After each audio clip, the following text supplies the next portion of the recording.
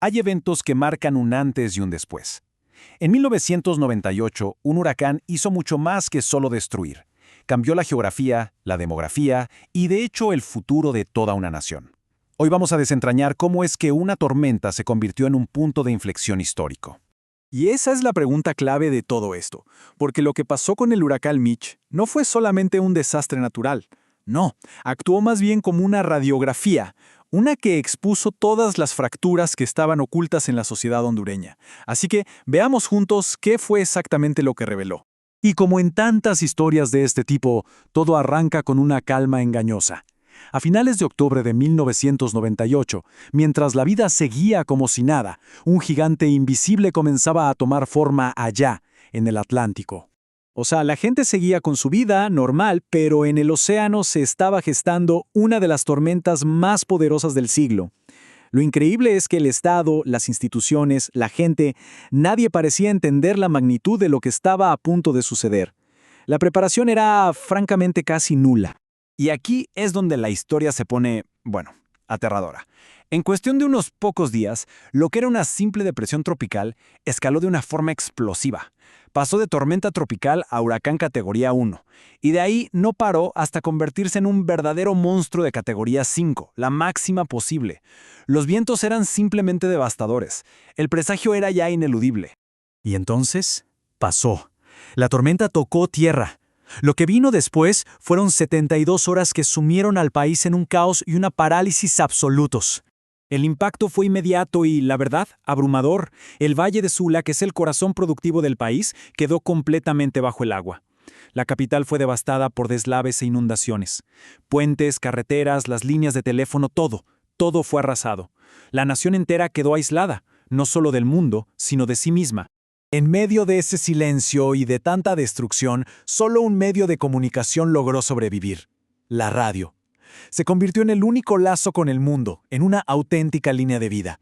Las ondas de radio se llenaron de voces desesperadas pidiendo ayuda, reportando gente desaparecida, aferrándose a esa única esperanza de que alguien, en algún lado, los estuviera escuchando. Pero bueno, una vez que pasó el shock inicial de la tormenta, algo mucho más profundo empezó a salir a la luz. Es justo aquí donde el desastre natural se transforma en esa radiografía de la que hablábamos.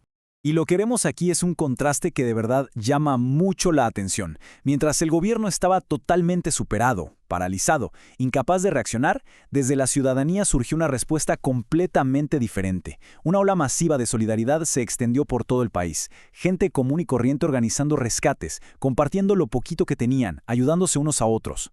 Y este es el punto clave de todo el análisis. El huracán Mitch no creó los problemas de la nación, simplemente los hizo visibles para que todo el mundo los viera. El agua, al retirarse, dejó al descubierto esas fracturas sociales que llevaban ahí por décadas. Esta es entonces la imagen que reveló esa radiografía.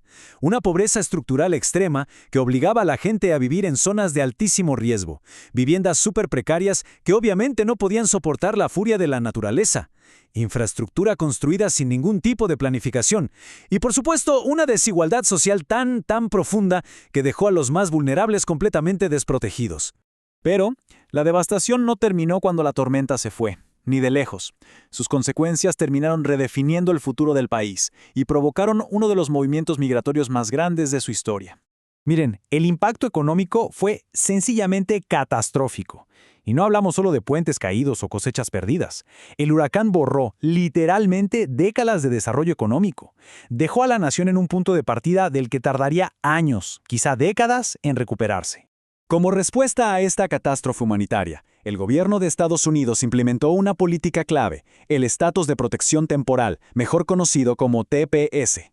¿Qué significaba esto? Bueno, en esencia, permitía que los ciudadanos de los países afectados pudieran quedarse y trabajar legalmente en Estados Unidos, porque era imposible que regresaran de forma segura. Y esta secuencia lo ilustra perfectamente. A ver, atemos cabos. Primero, el colapso económico dejó a millones de personas sin nada. Luego, el TPS abrió una vía legal para irse. El resultado fue que Mitch se convirtió en el gran detonante de una migración masiva, un fenómeno que ha redefinido la demografía del país y de toda la región hasta el día de hoy. Y todo esto nos lleva a la pregunta final, que quizás es la más importante de todas. Después de más de 20 años, ¿realmente algo ha cambiado?